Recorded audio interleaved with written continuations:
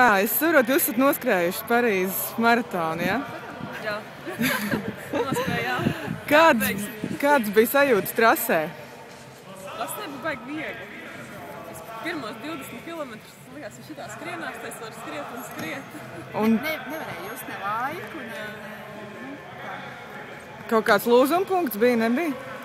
Tā arī bija, kā saka, ka tas maratons sākas pēc 33. kilometra. Tad sāka palikt grūti. Tā ir vieta, kur Parīzē izskrien no tuneļa. Ir tieši pie Eifeļa torņa.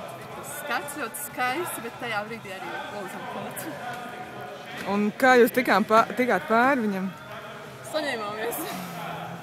Jā, esam atbraukuši un trenējušās, un tā mēs to varam. Bija tāda brīdī tā doma? Nebija tā doma, ka varētu apstāties.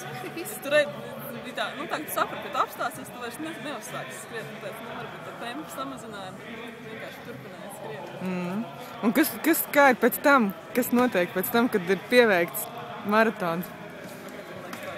Nenormāls nogurums, bet arī tāds gandarījums ir tāds labs. Un ko jūs teicāt, kas pirms maratona ir jāizdara? Jāiziet šopingā. Jā, iepriekšējā dienā mēs iepriecāmies un dzērām vīnu un apēdām bezē tāds milzīgs kukuļus.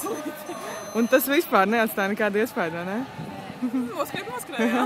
Pēc maratona mums drusīgi bija palicis pārtas bezē kukuļus. Es viņu paskatoties, likās, kā kaut par tādu briest. Nākamie maratoni ir plānā? Ja veiksmīga būs izloze, tad kādreiz jā. Kā jums bija šogad pieteicāties?